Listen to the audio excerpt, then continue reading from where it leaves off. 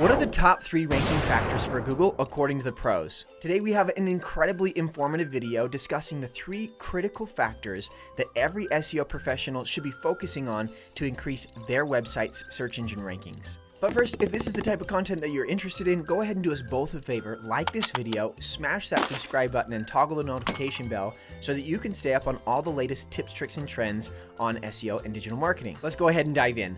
In this video, you're going to learn what are the 3 critical ranking signals today, what are the recent algorithm updates that substantiate these, and what can you do?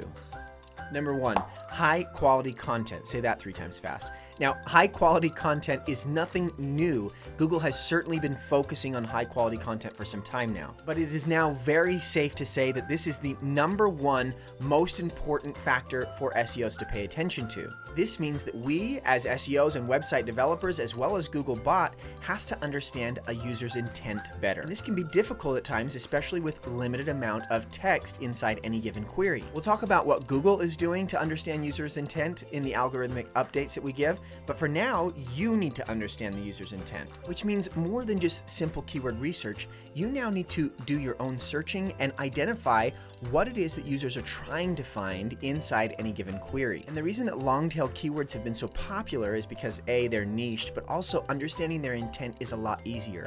There isn't ambiguity. It's very clear what a user is trying to search for because it's spelled out. Establishing the foreseeable future of the layout of the land for your website is probably one of the most crucial things you can do to understand intent and then ultimately create content for that intent. This can get quite nuanced and really only starts to get easier as you have more and more experience. For example, let's take the keyword family tree. Maybe they're looking to build their own family tree using a service.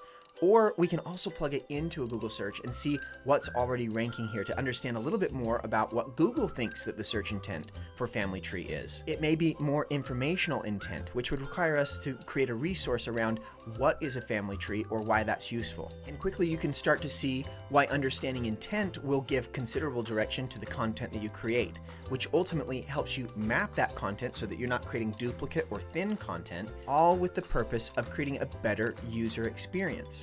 Sometimes people get lost in the weeds and they forget that Google wants to give people a good experience to the sites that they send, or else they don't want to use Google again. And we know that even as awesome as generative AI is, it is still not an expert. It doesn't provide experience, and it just regurgitates everything as factual. So Google and search engines then rise above by providing experience, expertise, authoritativeness, and trustworthiness, or EAT, or EEAT now.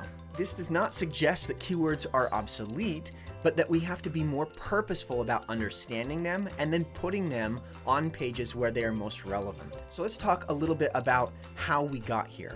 If you remember, back in 2018, Google released an algorithmic update called BERT, or B-E-R-T, which stands for Bidirectional Encoder Representations from Transformers, which ultimately is NLP, or Natural Language Processing. It is used to essentially discern more context around any given keyword that's being input into Google. And if you had a site that was spamming content for keywords, BERT definitely hurt you. You can pull up a handful of domains in SEMrush and look in 2018 and actually see when BERT went live. And BERT really was quite the step up from Google's algorithm that was released in 2015, RankBrain. And RankBrain essentially helped connect words to concepts, ultimately helping Google understand intent better. Which brings us to the most recent large algorithmic change from Google, which is the Helpful Content System. The Helpful Content System was initially released in 2022 with the premise of creating more content by people for people. We've recently seen updates to the Helpful Content System in the last months of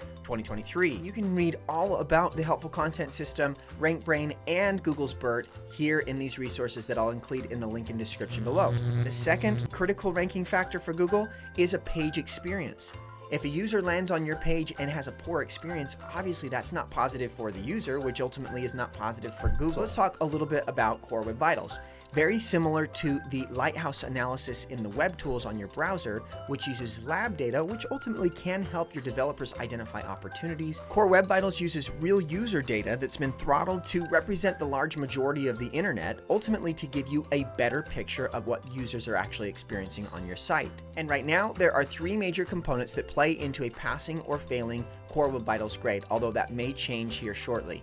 For now, they are largest contentful paint, first input delay, and cumulative layout shift. Let's dive just briefly into these.